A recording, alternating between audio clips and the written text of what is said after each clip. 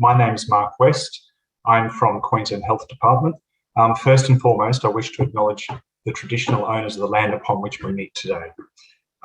It's a really exciting day. Not only is it World Obesity Day, but it's also today that Queensland and State and Territory and the Commonwealth Health Minister will release Australia's National Obesity Strategy.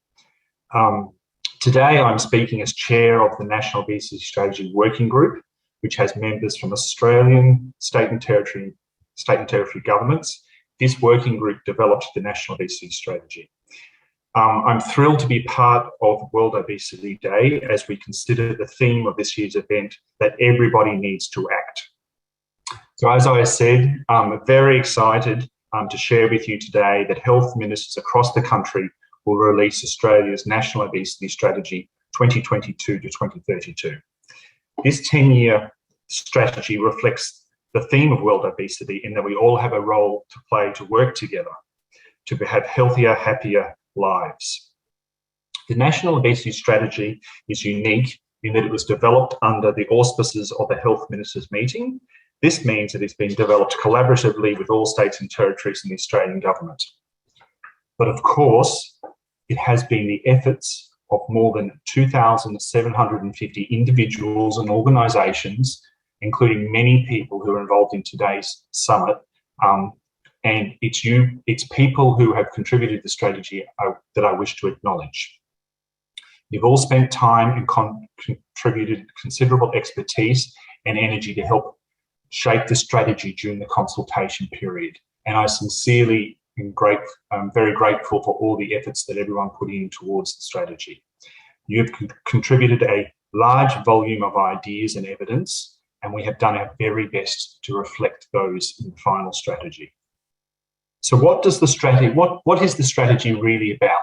And I do apologise, the slide's a little bit busy, but it summarises the key ambitions, objectives and targets as well as the enablers. So the vision is for an Australia that encourages and enables healthy weight and healthy living for all. The goal is for more people to maintain a healthy weight through achieving two key targets. The first being to halt the rise and reverse the trend in obesity prevalence and obesity for adults by 2030.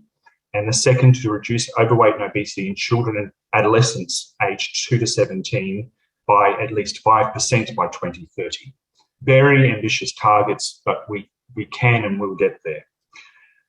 Importantly, we have an agreed framework for action, which will focus on our collective efforts to prevent, reduce and treat overweight and obesity. The strategy also takes a systems approach. This recognises the complexity and interrelatedness of issues. The strategy, as you can see on the slide, has three important ambitions. The first is creating supportive and sustainable healthy environments. The second ambition is empowering people to stay healthy. The third ambition is access to early intervention and care. Evidence-informed sub-strategies within the overall strategy provide a roadmap to achieve these ambitions. The success of the strategy will be enabled by strong leadership, effective use of data and evidence, and investing for delivery. In the coming months, the Australian government, together with states and territories, will identify key activities to be collaboratively progressed in the first stages of the strategy's implementation. Consistent with the strategy, these activities will focus both on prevention and treatment. So like I said at the beginning, it's a very exciting day for the Australian government and state and territory governments with our health ministers launching the National Obesity Strategy. I've been told that should happen by about noon today, so it is really hot off the press and we're actually beating the media, so it's a very important announcement for this group today. The easiest way to find the strategy will be to Google the Health Ministers meeting. Oh, it's up now. Sorry, I've just read in the chat, which I'm not supposed to be looking at, but from Simone Braithwaite from my team, who's done an excellent job, that the strategy is up now and available, and it's available from the Health Ministers meeting website or simply Google National Obesity Strategy. So thank you again very much for your time this morning. Very happy to have this forum to be able to launch the strategy, and please enjoy your day. So thank you. My name is Dr. Teresa Girolamo, and I'm a GP working in the area of weight management and bariatric care in South Australia. I'm presenting today from the traditional land of the Kaurna people, and I'd like to pay my respects to elders past, present and emerging. So the theme for this year's World Obesity Day is action. Everybody needs to act. So how, as general practitioners in a primary care setting, can we act? Well, firstly, we need to start the conversation. As GPs, we're good and comfortable and familiar with talking prevention with regards to obesity, but we're not so familiar with treatment discussions. We know that despite 25% of Australian adults living with obesity, less than 1% of GP consultations centre around obesity. We also know from the Action AU study that the mean gap of time is nearly 9 years from self-concern about weight to management discussions with a healthcare professional. So we need to give our patients respect when we discuss this topic. We need to ask permission to discuss the topic with them. We need to use patient-first language. And by doing all of this, we are going to engage our patients. And so even if they're not ready yet to have this conversation, they know that if or when they are ready, we're there to help them. We need to educate our patients. Obesity is a chronic, relapsing medical condition. There are significant physiological challenges in achieving and maintaining weight loss. We know that the body defends against weight loss. And this is the typical yo-yo pattern that our patients speak to us about. So by educating them on the physiology, we're helping to address the stigma. We need to reduce the shame and blame. We need to let them know it's not their fault. Next, we need to give our patients time. So we need to book an appointment specifically for this discussion. Then they know that we're taking this chronic condition seriously. There's no point having it as a tag on at the end of a 15-minute consultation. We need to get those patients back in, just like we would with any other chronic health condition. We need to talk about evidence-based options. Luckily, we have lots of tools in our toolbox. It's important to be aware, though, that there is no magic bullet, there's no one-size-fits-all, and there are many times that we need to escalate treatments just like we would do with any other chronic health condition. We also need to keep educating ourselves as GPs on the latest modalities. By doing all this, we're empowering our patients with knowledge. So we know that diet and exercise is important, but patients have heard that time and time again. So we need to talk about the other evidence-based options, such as the pharmacotherapies, endoscopic treatments, bariatric surgery. We need to dispel the myths around all of this. We need to arrange an individual plan in conjunction with our patients, so it needs to be a very patient-centred approach. We need to listen to them. We need to understand their agenda and their expectations so we can make the plan together. And finally, we need a team. We cannot act alone. GPs need to understand their local referral networks of individuals specialising in this area. We, in our group, have teams of psychologists, dietitians, exercise physiologists and bariatric surgeons who all share the same passion that we do. So finally, I'd encourage GPs to educate themselves more about obesity and start the conversation. This needs to be a team approach. Obesity is not an individual responsibility. Patients need to know that we are there to help. Thank you. I'm Johanna Ralston. I'm CEO of the World Obesity Federation. We're headquartered in London, and I'm currently based in Boston. Hello to Australia. Happy World Obesity Day to all of our fantastic colleagues in Australia and around the region, including New Zealand. Congratulations on all that you've accomplished in the past year and all that you plan to do in the coming months. As an obesity community, we have made enormous progress in the past year in terms of the increased attention to obesity at a global and national level, though sadly, this is because of the correlation between obesity as a second predictor of COVID complications and death after age.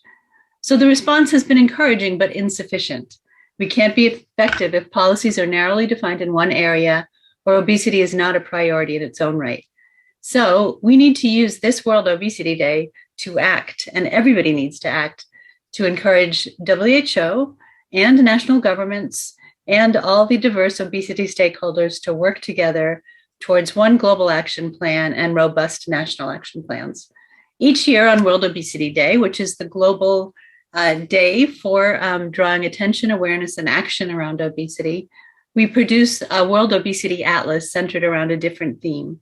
Previous years have focused on COVID and on childhood obesity. And this year, we're talking about obesity preparedness. How ready are countries to address their growing obesity challenge and to reverse the upward trajectory and knock-on impact on individuals, communities, and countries? For Australia, this means the number of adults with obesity is expected to actually have almost doubled between 2010 and 2030. And over 37% of adults are projected to have obesity by 2030. So while the upward trajectory has been plateauing, the numbers are serious and are continuing to require significant concerted attention. And yet, Australia is also very much a leader in the region because while rates may be plateauing in Australia, they're increasing rapidly in many countries close by, ranging from the Pacific Island nations to as far as India. Essentially, no country has an adequate and comprehensive response to the type of national action that we know is effective and diverse, bringing together all the different elements. We know obesity is a chronic, relapsing, multifactorial disease. That's how WHO is now describing it, and a driver of diseases, including cardiovascular diabetes and cancer. Its own drivers include genetics, ultra-processed foods, biology, sociocultural factors, influenced by mental health, economics, and commercial and environmental determinants. To ensure a comprehensive approach and avoid cherry picking of different strategies, World Obesity Federation members in 2020 developed the ROOTS framework, which is the acronym for an effective plan. R is recognize obesity as a disease and a driver of other diseases. O is obesity through the life course. The second O is obesity surveillance and monitoring. T is treatment and also training. And S is systems, meaning agricultural systems, food systems, urban systems, and of course, healthcare systems, all needing to work together. In addition, COVID-19 has exposed the vulnerabilities we face due to that lack of preparedness, and our failure to act is no exception. So we ask you to, in October, we're going to be coming together with the International Congress on Obesity in Melbourne, where we'll have global leaders and leaders from across the region and country, as well as patients and caregivers and other stakeholders coming together around concerted action and knowledge exchange. But we also, prior to that, will have the World Health Assembly, which is the governing body of the World Health Organization, where obesity is very much on the agenda. Recommendations that we have requested we're hopefully will be approved, but we're really asking for you to support us through your own work and that of the Australian government in calling for a global action plan on obesity that brings together all the fantastic items in the recommendations, a lot of the work that's going on now that there really is an increased response to recognition that obesity needs action at multiple levels. So again, on World Obesity Day today, take action, whether it's at the individual level, whether it's as simple as writing a letter to the editor asking for less stigmatizing language and imagery, on up to the community level, to employers asking for fairer policies, and then on through to the national and global levels. And again, coordinated, concerted, and respectful action through a global action plan on obesity.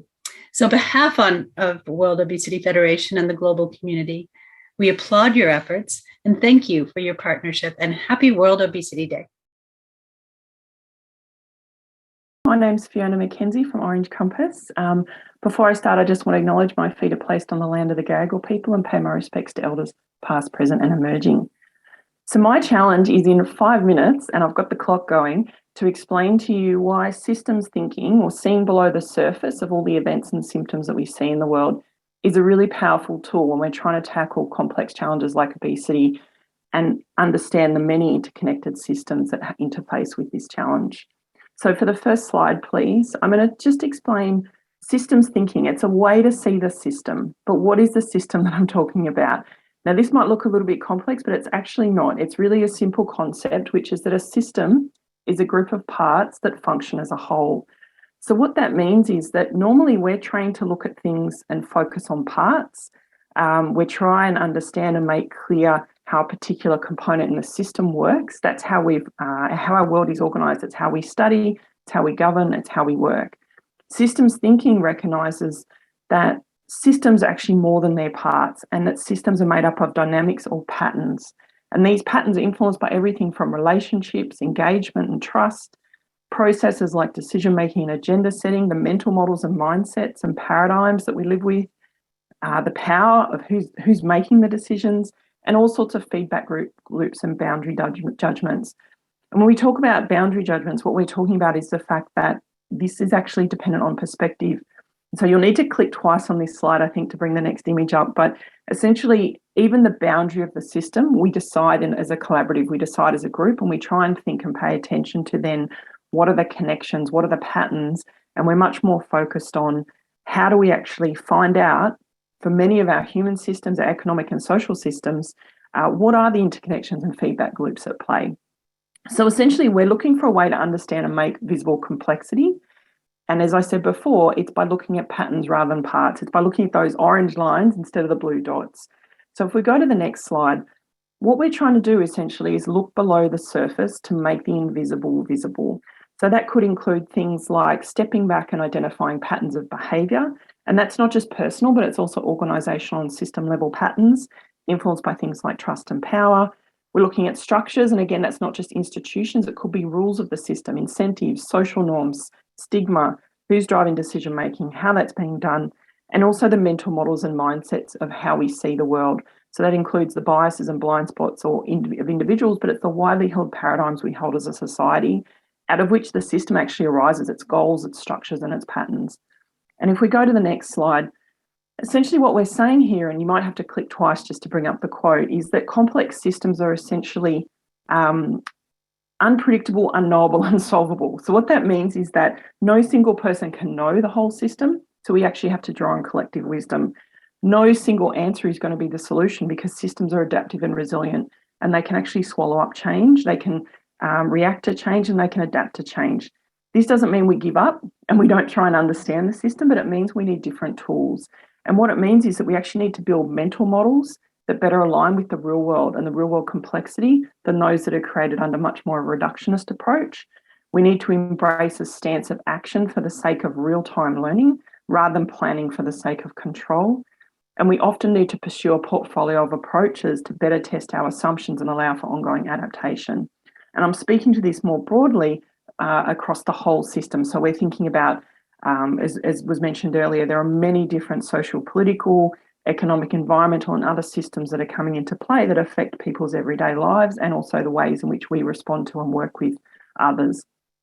So all of this is to say, if we're doing systems thinking, we're doing social learning. We're actually engaging in inquiries rather than trying to prove our point or to try and create a simple answer. And we're trying to really understand and test our response based on what happens in the real world. So we've got to get much more comfortable with going out with unfinished work and working with others, and also learning from what we hear and paying attention to the signals. And so in the final slide, I just hope this is a really short snapshot of what systems thinking can do, but I hope it's raised some thoughts for you about the system you're working in, how you're approaching the complexity, and then potentially your role in the system, what you as an actor bring, the perspectives you hold even about where the boundaries of the system are. Systems thinking is not for everyone, but it can help to reframe challenges in powerful ways and generate opportunities and solutions that would have otherwise been overlooked. Thank you. My name is Blake, and I'm a researcher and lecturer here at Curtin University in Perth. And today I'm just going to briefly talk about weight stigma in health and sort of why it's harmful and a barrier to action. So first, what is weight stigma? So many of you would understand that sort of weight stigma and weight bias are the negative perceptions and attitudes and stereotypes that some people have towards people living with overweight and obesity. And some of the assumptions can be around the fact that people assume that a person living with overweight and obesity may be sort of lazy, they're not willing to sort of look after their health, they may not want to sort of follow medical advice when they work with a healthcare professional. And these are some of the negative attitudes and stereotypes that people may have. So the findings that I'm talking about today are from a review that I did last year, and the reference is just there at the bottom of the slide. And essentially what we did is we needed to understand sort of what is the extent of weight bias and stigma within healthcare professionals. So starting off with the findings here, so this is just a quote from the article that we wrote. So the findings showed that medical doctors, nurses, dietitians, psychologists, physiotherapists, occupational therapists, speech pathologists, podiatrists, and exercise physiologists hold implicit and or explicit weight bias attitudes towards people with obesity. So generally, you can see here from these findings is that across almost all of the different healthcare contexts that someone would participate in, they are likely to experience weight bias and weight stigma if they are a person living with overweight and obesity. Just the next slide, please. So those were the main findings when we reviewed all of the evidence that's done before. And I've been thinking about these findings, and I've sort of put this model together here to try and explain what I think they mean and sort of how weight stigma and weight bias can sort of cause this sort of negative feedback loop, which generally just continues to reinforce itself. So you can see here at the top of the model that for someone living with overweight and obesity, if they were to attend, a healthcare appointment, say with a doctor or a nurse, and they were to experience weight stigma in that setting, well, evidence shows that weight stigma and weight bias can actually lead to a worse provision of care by the healthcare professional. And it's also a worse experience for someone living with overweight and obesity. So when they leave that healthcare appointment and they've had a terrible experience, then they're less likely to participate in the healthcare system. And then for many people that have these negative experiences, and not just people living with overweight and obesity, but many people use food as a coping mechanism. So if someone living with overweight and obesity uses food to cope from these negative experiences, that can potentially lead to greater weight gain. And then greater weight gain may lead to additional health issues. And then they're back needing to visit a healthcare professional to address those health issues. But if they then experience stigma again, then the cycle begins again. So I think the existence of weight bias and weight stigma in healthcare settings can actually be tremendously detrimental to the ongoing issues that people with obesity are living with. So these were the main findings of the review and sort of the implications of what we've found. But I did want to emphasize with this quote here as well is that it is important to emphasize that all healthcare professionals do intend to provide the highest quality of care to their patients. But these findings show that weight bias and stigma still exist. And the issue that we face with trying to change these perceptions is that often weight bias and stigma can be somewhat unconscious, and it can be shown through the behaviors of healthcare professionals without them actually realizing that they may have some of these biases. So with this research and future research that we're doing, we're hoping to increase everyone's understanding of the presence of weight bias in healthcare settings, and then develop interventions to address weight bias. Thank you. What an amazing celebration of work for all of us. Happy World Obesity Day, everybody. I'd like to acknowledge the traditional owners of the land on which we meet and pay my respects to elders past, present and emerging. And I would like to congratulate you on such an amazing opening address from our consumer. This should be the opening of every single meeting that I attend, and we all should attend, because it's such a great reminder of the reason why we are here. So I just enjoyed every single minute of that. The lineup of speakers today are just incredible, and I feel so delighted to be a part of it. And I always feel like I'm a part of a team when I work with you. And I love that there's a focus on action, because none of us work around a plan for a plan. We all are about doing, and that's what I really, really love about this. So the National Obesity Strategy is just so exciting, and I haven't seen a focus like this for governments for such a long time, and we are absolutely ready to go. Next slide, please. I'm so proud to be the Chief Executive of Queensland's first dedicated prevention agency, and what an amazing few years it's been. I can honestly say it hasn't been boring.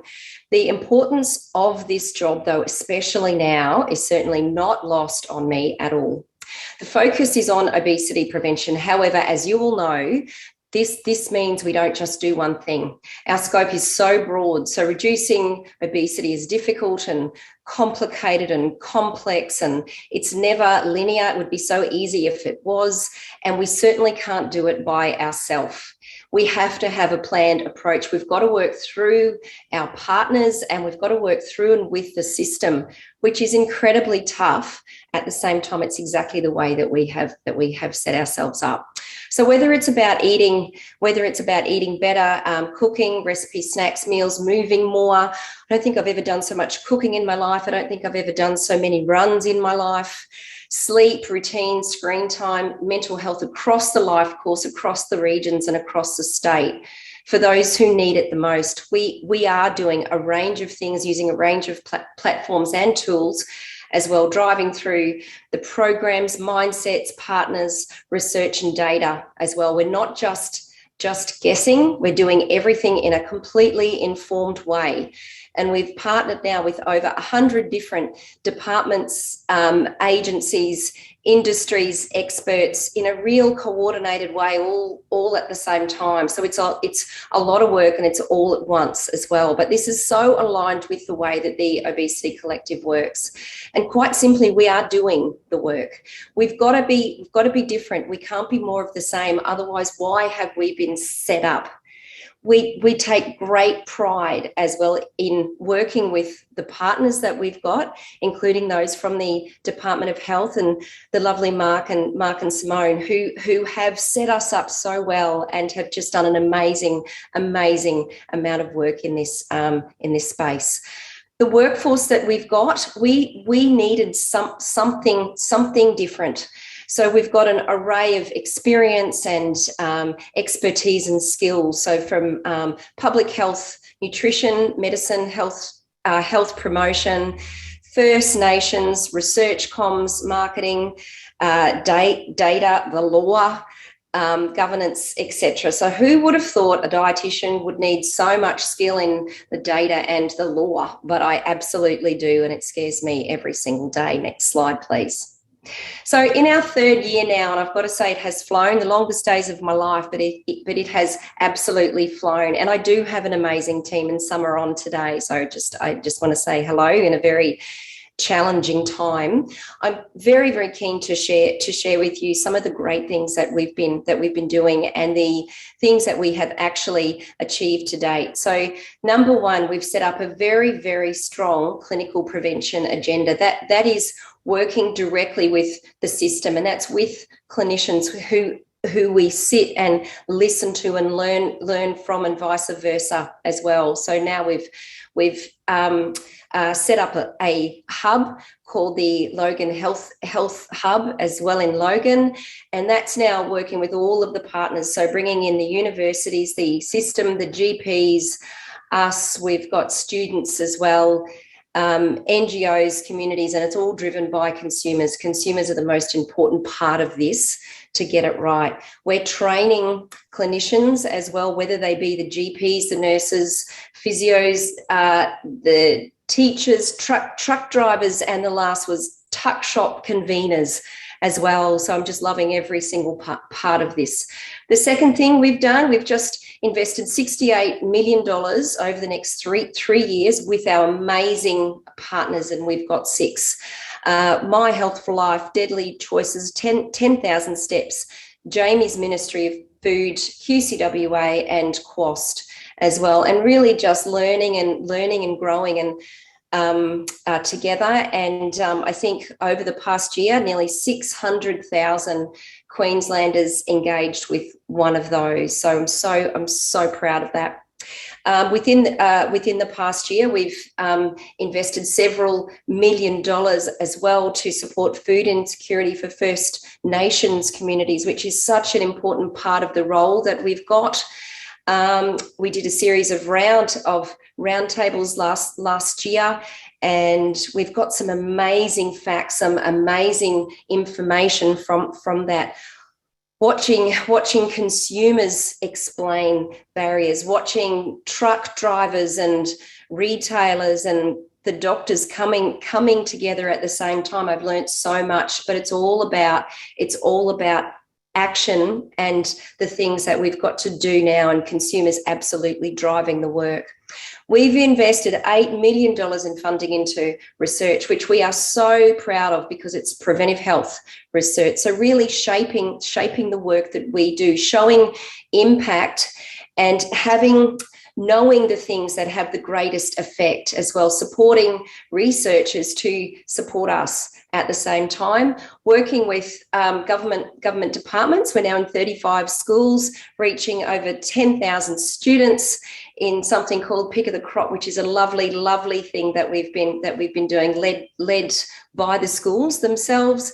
And we've contributed money towards active kit with sport and rec, so getting us all sort of up and going. The last thing, we have delivered the most beautiful evidence-based social marketing and media, which I'm terribly proud of. The Queensland Her campaign, which came out in 2020, and Boost Your Healthy, which is the most exciting thing for us, led by consumers as well. So you're going to see a point of difference with them. You're going to see that everything there has a lovely, positive, impactful and meaningful evidence-based messaging behind it. So you will not see anything there that is about negative, blame, anything at all. So I think that you're going to love it. So next slide, please. So why are we actually doing it?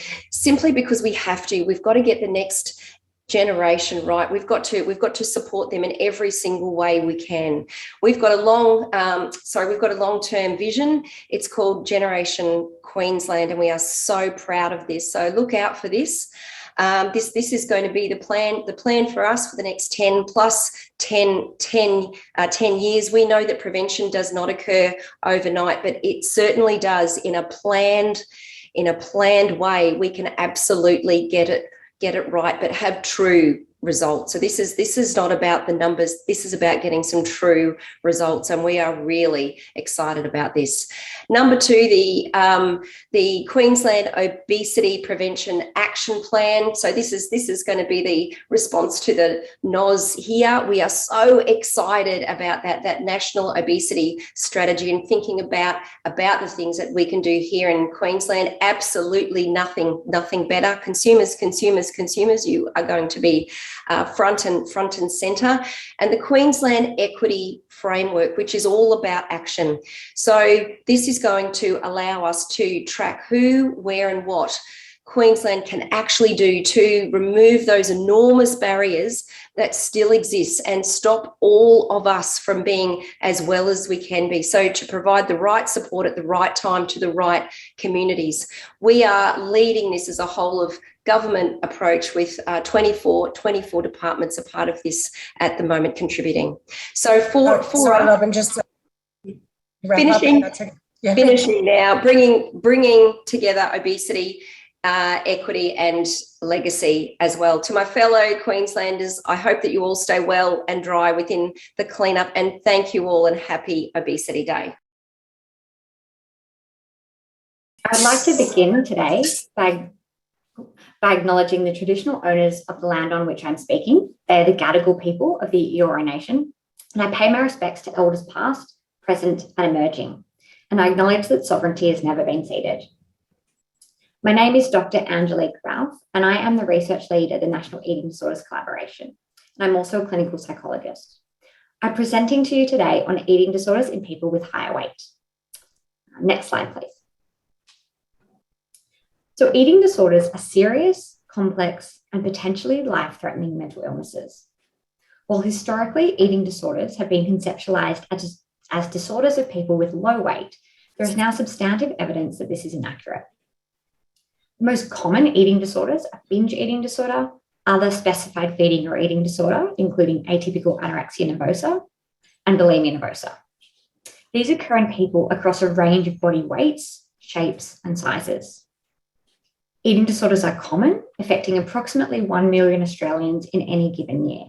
And over half of these people who experience an eating disorder also have higher weight.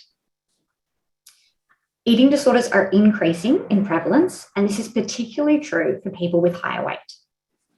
The prevalence of co-occurring eating disorders and higher weight is increasing at a greater rate than having an eating disorder or higher weight alone.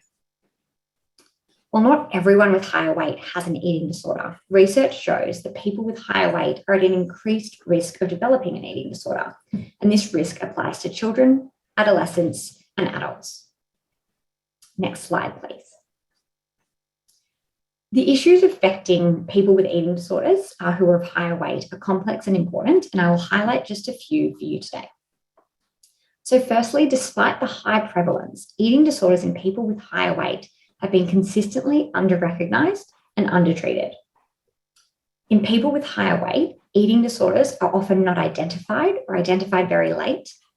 People with eating disorders and higher weight are often misdiagnosed in assessment and subsequently receive no treatment, inappropriate treatment, or inadequate treatment. Weight stigma is a major factor contributing to these shortfalls. Binge eating disorder is not the only eating disorder experienced by people with higher weight. People with higher weight may also experience bulimia nervosa and atypical anorexia nervosa, as well as other eating disorders. Eating disorders in people with higher weight are just as serious and life-threatening from medical complications and self-harm as eating disorders among people with lower weight. And eating disorders in people of higher weight are associated with high levels of psychological distress and other mental disorders. Next slide, please. So early intervention is crucial and provides the best chance of recovery from an eating disorder. Many people with an eating disorder and higher weight are not aware that they have an eating disorder, and perhaps they incorrectly blame themselves or feel guilt and shame about their eating behaviours. However, we know that these people frequently present for weight loss treatment. A reduction in body weight or stabilisation of fluctuating body weight in itself is not an outcome or goal of treatment for an eating disorder experienced by people with higher weight. For people with an eating disorder and higher weight, weight loss should not automatically be praised and reinforced.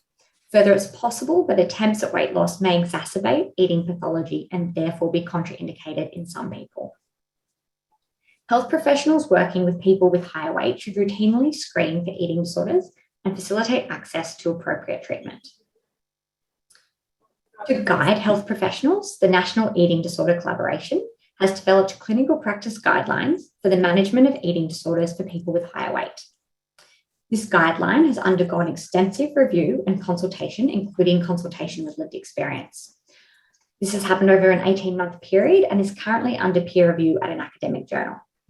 It's anticipated that this guideline will be available in May this year, so keep an eye out for details from NEDC. Thank you very much. Thanks for having me on this World Obesity Day. My name's Kalinda Griffiths. I'm a Yawuru woman and an epidemiologist at the Centre for Big Data Research and Health at the University of New South Wales.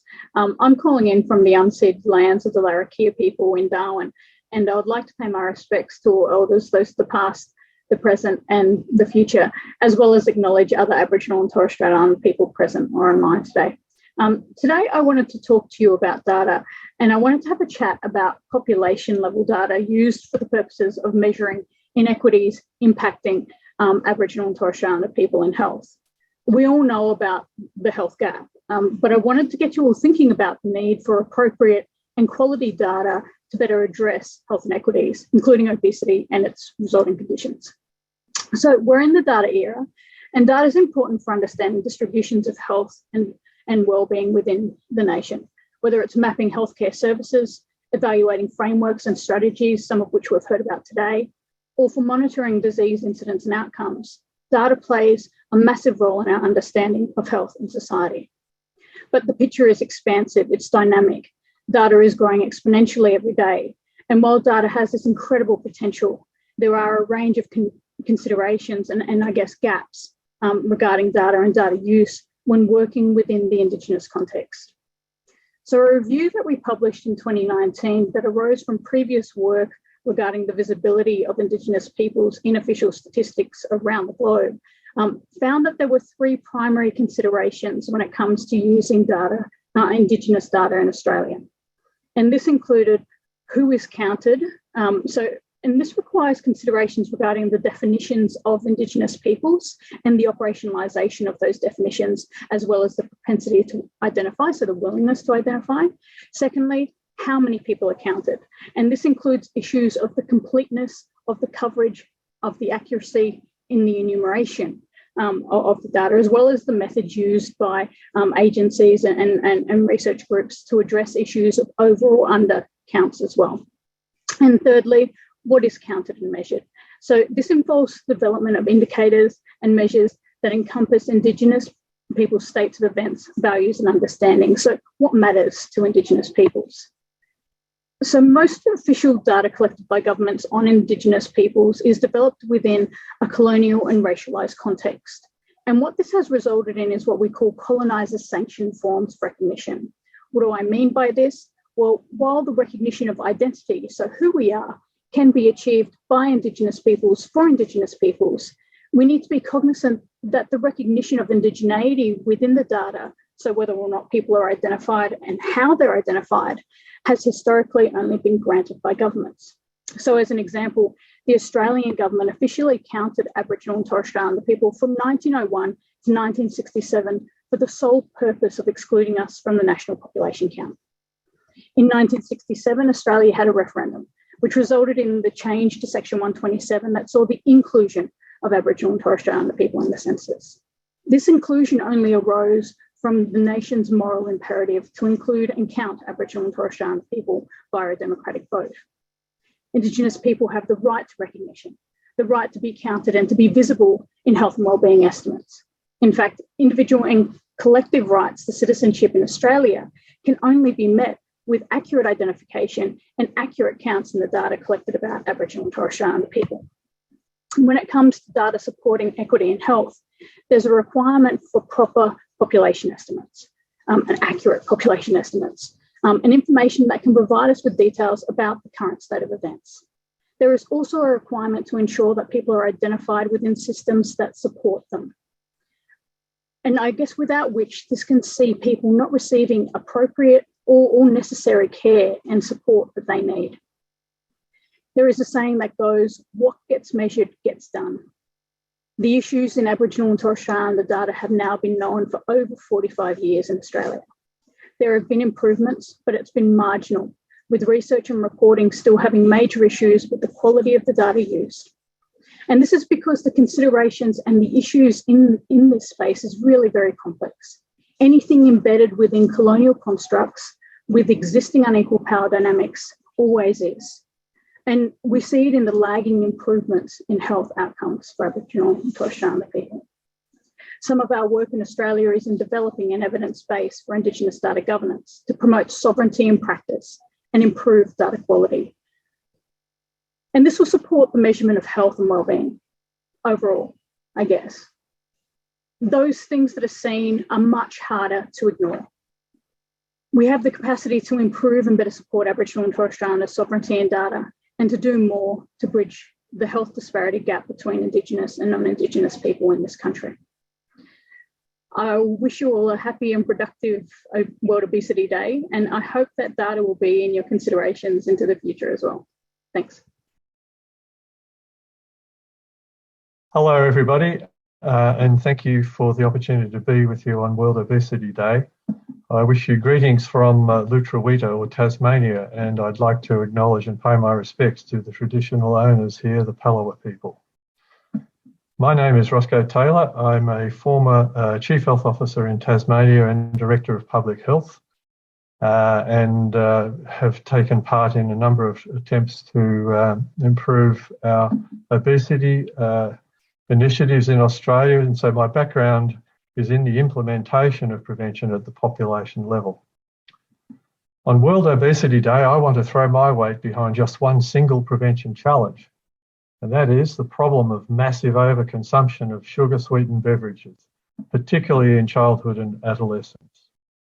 Now, health promoters often talk about making healthy choices the easier choices, but for success in dealing with complex multifactorial issues like obesity, where our obesogenic environment often denies or undermines choice, my experience has been that we must also develop strategies that make unhealthy choices harder.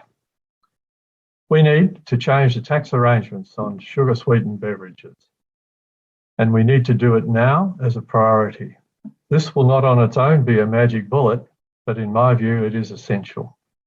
It's really hard to go past a policy initiative that the evidence already shows will be effective and rapidly so, that will improve health equity and be achievable. Now, with sugar and sugar-sweetened beverages taxes, it's not widely appreciated that historically, prior to the introduction of GST in Australia, the sales tax on sugar-sweetened beverages in Australia was actually 22%. So the advent of GST was probably a windfall for some fizzy drink manufacturers.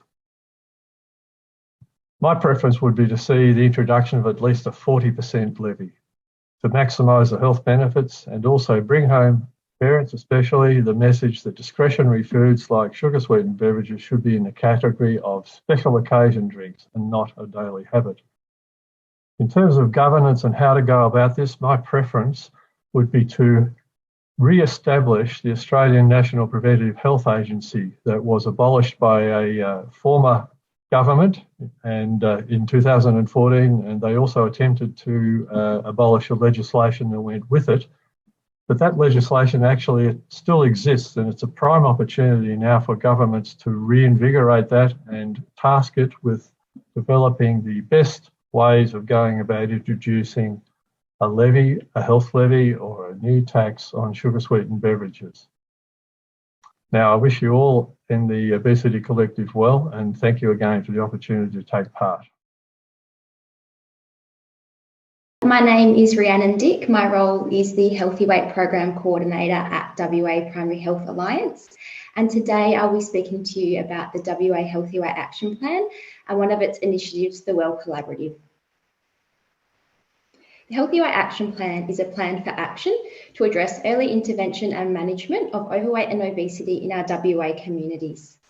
Its development commenced in early 2018 with a broad program of engagement with health services, practitioners and consumers. The development and implementation of the action plan is coordinated and stewarded by the Department of Health, Health Consumers Council and WA Primary Health Alliance, also called WAFA, with engaged partners from across WA Health and the NGO space. The action plan implementation has been far-reaching and effective. All health service providers in WA Health are actively involved in embedding action, particularly WA Country Health Service and East Metro Health Service. So this slide shows a high-level summary of the implementation, and I'll highlight some of the key projects for you now. So our recent establishment of the Well Collaborative is the movement of passionate people and engaged organisations from across WA, and actions the first strategy of the plan, which is about being better connected to improve early intervention and weight management services across WA. We have a shared agenda incorporating lived experiences, clinical expertise and research evidence to support opportunities for conversations, planning and action that will positively impact the lives of people living in larger bodies. The Well Collaborative is supported by a website providing information for consumers, health professionals and anyone in the health and community sector looking to work in the space. Another of the initiatives is the consumer engagement focus led by Health Consumers Council, who have built a solid network of people with lived experience who have been willing to support and guide us through this systemic change journey. In actioning key components of the plan, they've developed 6 consumer insight resources about the realities of navigating overweight and obesity, including some videos, one of which outlines the impact of weight stigma, which is targeted towards health professionals. And you can find these resources on the Well Collaborative website. Another initiative is the soon-to-launch SHAPE website, developed by WAFA, who are working to address weight management in primary care. So SHAPE will be a centralised website housing tools, resources and education to better support general practice in helping people manage their weight and implement healthy lifestyle behaviour change where appropriate. The shame, stigma and personal blame individuals can carry often acts as a barrier to seeking support. So through empowering clinicians with the skills and resources to understand the drivers and barriers to achieving and maintaining a healthy body weight, and also in having sensitive conversations about weight, we are hoping to drive long-term change. Another initiative is the Shift Guide, a critical piece of work completed by our partners at the East Metro Health Service. So this was originally designed for media and communication staff to provide them knowledge and skills to create non-stigmatising content when talking about weight. However, it is useful for anyone working in the space to provide a consistent language around weight and to start to shift the narrative from individual blame to compassion and social responsibility. The Shift Guide is also currently being tailored into an online training package for health professionals to also teach them how to be sensitive when talking about weight. So now moving back to the Well Collaborative, what are our keys to success? So we prioritise the voice of lived experience, which is led by the partnership with Health Consumers Council. We build strong connections across teams and agencies. We use collaborative governance to share the decision making, as we recognise that no team has the funding or authority to deliver all the work. We also use agility and preparation through leveraging our relationships and contacts. So what are the next steps? We will be supporting WAFA in the launch of SHAPE. We'll be transitioning the lead role of the backbone function to Health Consumers Council with support from Department of Health and WAFA. We'll be building momentum to fund and deliver more multidisciplinary, non-stigmatising services for people living in larger bodies who are seeking support to improve their health. We'll be expanding our membership beyond the health sector and inviting other passionate teams to be part of our leadership group. And we'll also be identifying sustainable funding sources and, of course, continuing with the consumer engagement. So thank you all for your time today. Please check out our online platform. I believe the links are in the chat to both the website and the email, and we would love for you to get in touch. Thanks. My name is Anna Wood and I'm an endocrinologist in Darwin. I'd like to start by acknowledging the Larrakia people as the custodians of the land on which I live and work, and pay my respects to elders past, present and emerging. So I wanted to tell you about our experience of establishing a weight management clinic at Royal Darwin Hospital in August last year. So it's a medical clinic where we focus on an individualised management approach using a very low energy diet and pharmacotherapy. Next slide, please. I think what is unique about managing obesity in the NT is that we are working in a cross-cultural context with about 30% of our population identifying as Aboriginal and Torres Strait Islander, with many people living in remote and very remote communities where English is often third or fourth language spoken at home. So prior to this clinic, there was no obesity services available in the NT and no access to public bariatric surgery, which remains the case, although people do occasionally go into state for compassionate access to surgery. If you click, please. So the goal of our service was to ensure people in the territory have access to evidence-based treatments for obesity and that we can provide appropriate care for both non-Indigenous and Aboriginal and Torres Strait Islander people, both in the urban setting, but also really to figure out what was the best way to service people who live remotely. Next slide, please. So based on my personal experiences from working in a clinic in Melbourne and some very kind clinicians who were willing to talk to me from New South Wales, we developed our protocol for the clinic. I found it difficult in the NT to find people with lived experience who had a voice on obesity. And so I spoke to people from WIN, the Weight Issues Network, both Aboriginal and non-Indigenous people who were incredibly helpful. So they pointed out the importance of creating a destigmatizing environment, ensuring we were using appropriate scales, chairs, blood pressure cups, tape measures. We did have some difficulty ordering and some delays with the appropriate scales. We still run around at the beginning of each clinic every week, making sure we have the 4 or 5 appropriate chairs we have in the right place. We spoke with all the clinic admin and nursing staff in the clinic about the philosophy of our service, so around appropriate language and the stigma around obesity. And whilst everyone was really supportive, probably one of the challenges has been the high turnover of staff with different people often in clinic, and which is a common problem, particularly in the Territory with quite a transient population. And then we just started really. So we only have 3 doctors and 1 dietitian for now, but we've been going for about 7 months, and we've had this incredible groundswell of support from across the hospital and primary care and from people in our service. We plan to audit the service, and I'm particularly interested in people's experiences and satisfaction with the clinic. If you would click, please. Some ongoing challenges are that I don't think we haven't quite yet developed culturally appropriate resources. We are using one flip chart created in Alice Springs on very low energy diet food ideas in the remote context. So this has been great sharing of resources, but there is a lot more we could do, and I think a lot more collaborating and sharing of resources that may already be out there. I'm also unsure of the cultural appropriateness of the clinic location. So currently it's based in the tertiary hospital, and whether there could be a model where we have an alternating clinic within an Aboriginal medical service as well. And secondly, the cost of very low energy diet, which I'm sure is common across the country for many people, does remain a barrier for many of our clients, although we are really lucky that we have pharmacotherapy funded for a 12-month trial through the hospital. If you click, please. And we are, and again, I think, and we're yet to fulfil the multidisciplinary dream. So we would love to have Aboriginal staff, which we don't yet have, to have psychology involved, and a consumer support network that do exist in other cities. I think what's specific to the NT isn't that it's not just about funding for these services, but it's also challenging to find people with the right specialist skill set, given the small population in Darwin. We're also working together with the surgeons regarding potential future options for public bariatric surgery, but I think this is a number of years away, really. And if you could click once more, please. And I think finally, we're yet to determine the best model of care in the remote setting. So many communities are great distances from Darwin and can be cut off during the wet season for up to 6 months of the year with limited access to healthy, affordable food options.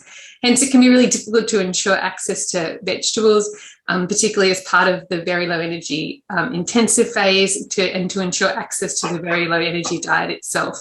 It's also difficult in the context of significant overcrowding of houses for people to maintain a very low energy diet and to maintain taking meal replacements. So we are trialling seeing a few clients remotely, but this does take resources from remote health clinics who are very understaffed and need to prioritise acute issues, and it can be difficult to focus on chronic conditions such as obesity. So that's where we are, and that's us. And yeah, please contact me if you have any ideas or thoughts or want to come and work with us. Thanks.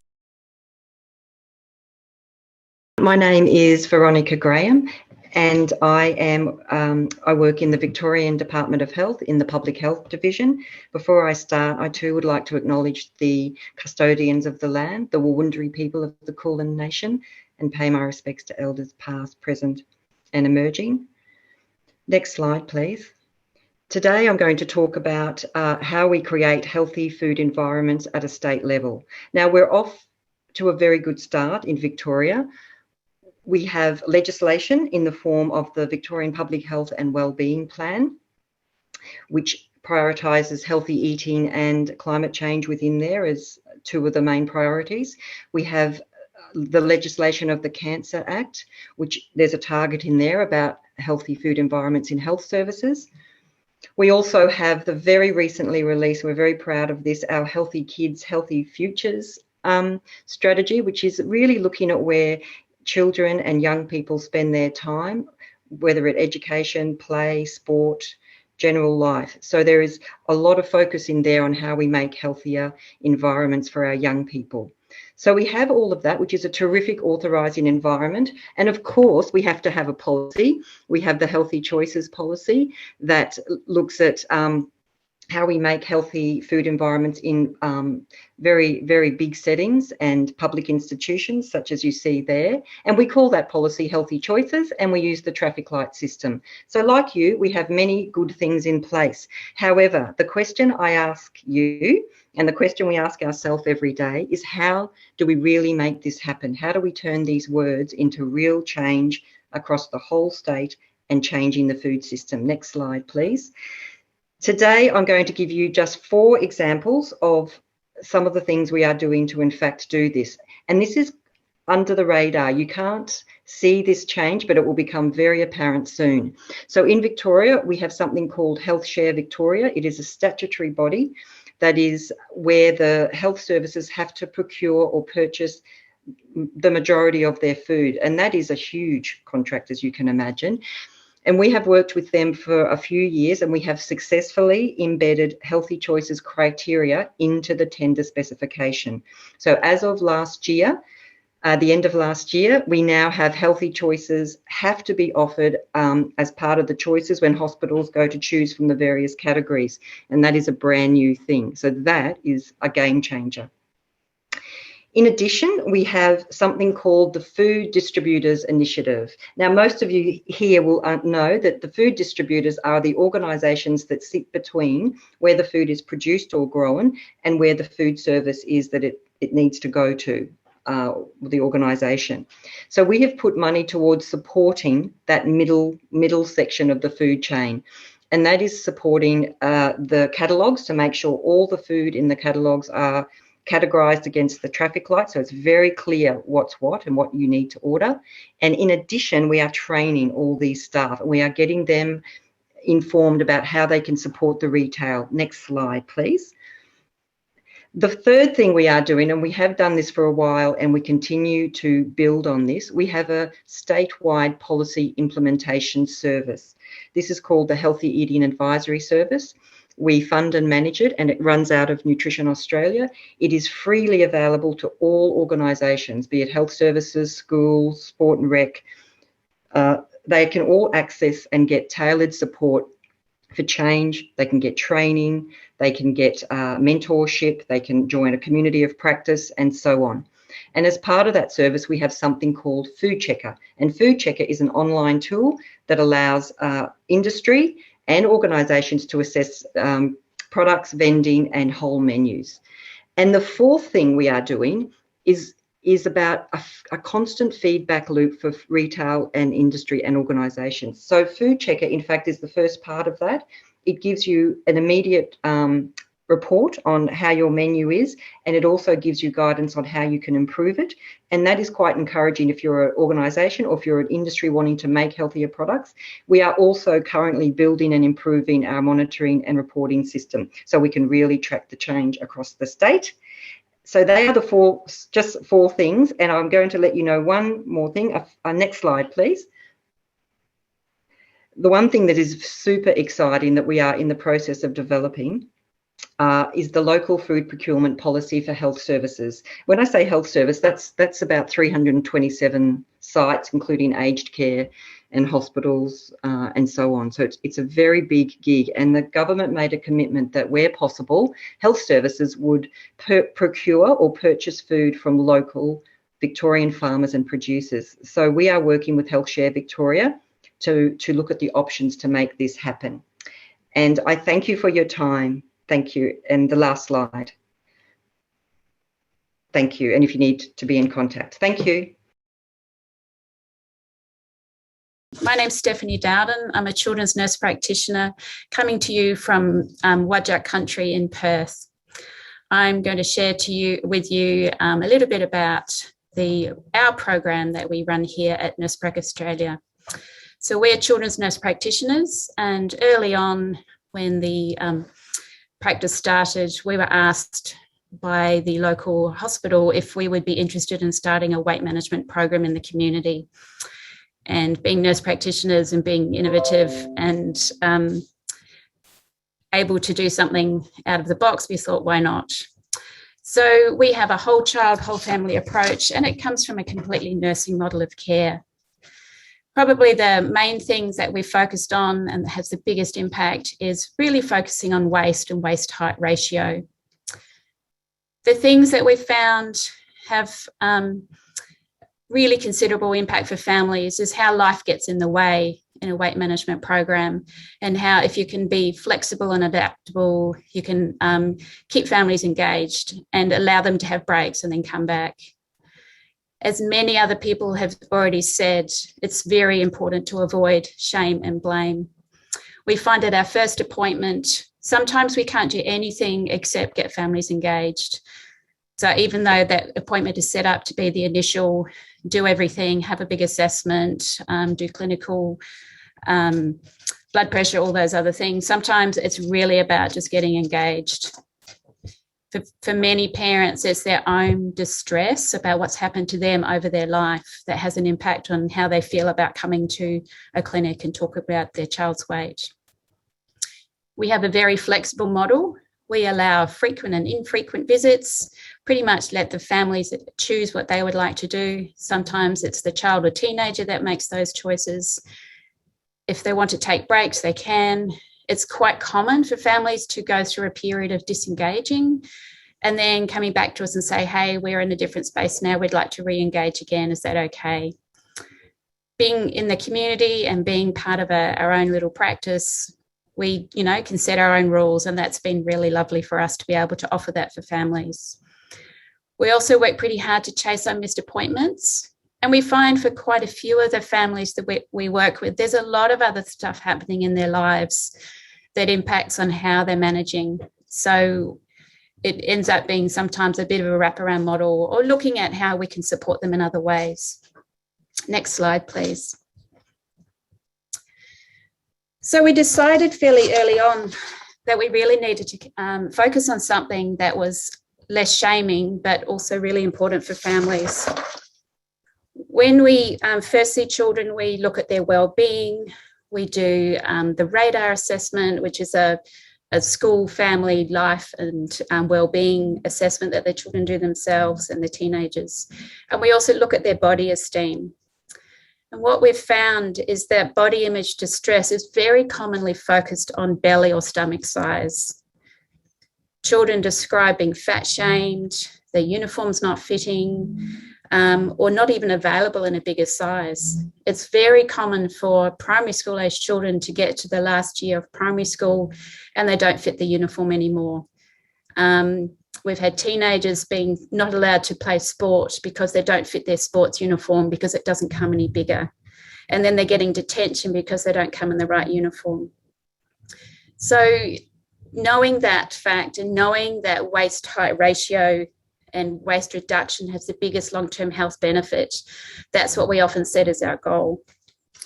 71% of children and young people that come into our program have a waist-height ratio in the severe risk range for future cardiometabolic risk.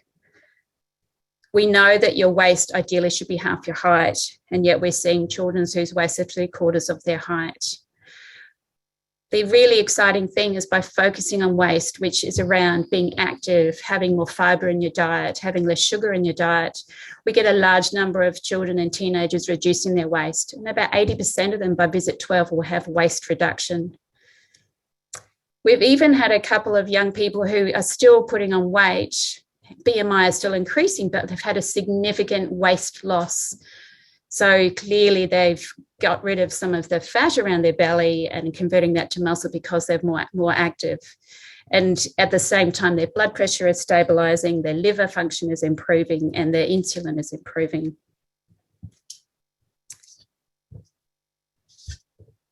I think moving forward, the other thing to be really mindful of is the number of young people and children we see on the autism spectrum. And you have to be very careful when you're dealing with children and teenagers in this range, because they can be quite fixed on doing things a particular way. Although we want to measure weight and height, we have to be very careful we don't fixate on that too much. So just to finish off, I really want to thank our partners and our collaborators, my colleague Carly Martin, the other paediatric nurse practitioner who I work with, Janine Spencer, the paediatrician at Fiona Stanley Hospital, and COVID Integrated Health, and Chloe Corello, who the four of us have really worked very hard together to keep this model going and to really demonstrate that you can do really high quality waste and weight management in the community for children and young people, and you don't have to have a hospital-based model. Thank you. I'd like to acknowledge the traditional owners of the lands from which I'm coming from today, the Bunurong people of the Kulin Nation, and acknowledge elders past, present and emerging, and any Aboriginal people who are here today. So this is a beautiful view of Melbourne, which is, really coming back to life now after a lot of lockdowns. And I'm speaking as the president of the Australian New Zealand Obesity Society. And I wanted to let you know about the International Congress on Obesity, which is coming up from the 18th to the 22nd of October. Currently, abstract submissions are open. They close on the 13th of April. This meeting was last held in 2006 in Australia. It was in Sydney, and I think anyone that was there at that party remembers it as one of the best conference dinners that they had ever been to. It was pretty spectacular. We won't be doing the same on the same scale this time, but there's going to be some fabulous speakers and it will be a fantastic way to come together. And it's being led by the World Obesity Federation. You heard Johanna speak before, ANZOS and the Asia Oceania Association for the Study of Obesity. And at the moment, next slide, please. We have slots open for symposia and workshops, and that is on the submissions page. The web link for the ICO Congress is on the bottom there. So please, if you have any ideas for workshops or symposia, please put those through, and they'll be assessed together with the abstracts. So hope to see you there. It's going to be a fantastic event. We've got amazing speakers. The symposia speakers as well are up on the website. So take a look and see what you think. Thanks for sharing that, Sarah. So next slide, please, Tiff. Now I'd just like to talk about what's on the table. Obviously now we have the National Obesity Strategy. I really look forward to hearing from the parties at a national level in their election commitments, how they're going to implement this. And in the budget, hopefully there's some funding for some of the initiatives that have been announced.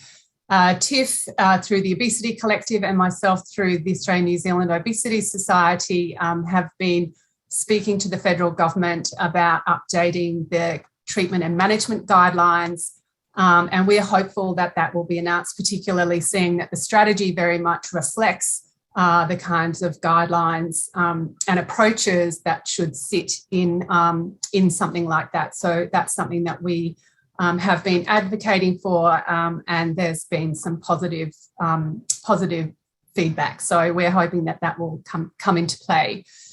There's currently a review of the Food Standards Australia-New Zealand Act, which governs food regulation in Australia. There is a proposal to elevate trade as an objective, and there's concerns by public health and consumer groups in Australia and New Zealand that this will diminish public health. So there's work going on around that. There's also an aspirations document. This year we'll have a consultation around added sugar labelling being on packaged foods. So that should include free sugars that are harmful to health. There's a proposal to look at energy labelling on alcohol products that is going forward. Alcohol is a huge contributor, the largest contributor of excess energy in Australians' diets. We have a review of the Australian Dietary Guidelines, including transparency around communications with that group, which is fascinating. So really strong conflict of interest. We have the federal election coming up, so opportunities for political parties to put their policies on the table, which would be fantastic. Not much to report so far. And we have some two important strategies where we are waiting to see what the priorities will be for implementation: the National Preventative Health Strategy and the National Obesity Prevention Strategy. Thank you very much for the opportunity, and there's a lot of work out there that would really be fabulous to present at ICO, so I look forward to seeing you there. Thank you. I'd like to just acknowledge the Darug, Gundagara, Wanaru, Widgeru, Darkinjung and Dharawal Aboriginal nations as traditional owners of the Greater Blue Mountains I'm speaking from today. Happy Obesity Day, everybody. There seems to have been a lot of action today already this year. Great to get that update earlier about the National Obesity Strategy. I appreciate the opportunity to speak with you all today and close this event. Hello, my name's Andrew Wilson. I'm the engagement lead and board member of the Weight Issues Network and also a board member of the Obesity Collective. I'm not sure how obvious it is on Zoom, but I am a person of lived experience with obesity. While I have you at the end of this great event, amongst these amazing rapid fire speakers sharing their knowledge, I want to divert your attention for a moment. If you could pop on the second slide. I want to tell you about WIN, the Weight Issues Network, who we are, what we do, and shamelessly ask you for your help. On the right is my advisory board, the WIN Advisory Board, and who are made up of volunteers from lived experience, education, health, research, finance, project management, and business, community organisations experience. What is WIN? WIN's a group of people whose lives have been affected by overweight or obesity. For those who may be unaware, bias and discrimination is no longer tolerated in many marginal sections of our society. It is still very much part of those living with obesity. The reason this is such a problem, as Blake mentioned earlier in his 5 minutes, is that it stops many of us from getting medical help. I use myself as an example. How many wasted years leaving my referral to the obesity clinic in my glove box for 12 months and definitely delaying the conversation with my GP for much longer. We strongly believe we need to change the dialogue around obesity. We have outlined this in our 2020 report, Personal Costs of Weight Issues in Australia. If you haven't had a chance to read this, please do. You can download it from our website, www.oswin.org.au, on the bottom left slide. Since March last year, I've been working as a WIN engagement lead. I've been emailing, texting and calling our lived experience members, and as a result have had many meaningful conversations. It's been a two-way conversation, thankfully. We have learned that our members think and how they feel and how their lives have been affected. We also have learned what they want changed and how we can improve things and how to connect as peers. From this, we have been building our community of support, sharing our stories, and also sharing evidence-based information on obesity. This has really been growing over the last 6 months. So from speaking with our members, we've developed our own monthly WIN community meetups. Our members want to learn about the science of obesity, to feel empowered, to make informed choices. We have passionate, learned speakers who are obesity experts or experts in related fields, and they talk science. After that, we open up the floor for a Q&A, and there we are able to ask the speaker questions. Personally speaking, there's a great sense of empowerment to ask these world-class speakers questions that have been niggling away at us and get a practical answer. I'm not sure where else you get this opportunity. But from these meetups, we have people who are now participating in our storytelling training. The more stories, the better, because people can see themselves in different stories. Stigma fades. When that happens, people are more likely to get medical help from you guys. If you have friends, family members, patients, anyone who you care about who's affected by obesity, please encourage them to join WIN, oswin.org.au. I will personally contact them, invite them to our next meetup. Our next meetup, by the way, is on the 23rd of this month. We have just confirmed Dr. Susan Byrne, a clinical psychologist from Perth, who will be discussing the treatment of eating disorders in larger bodies.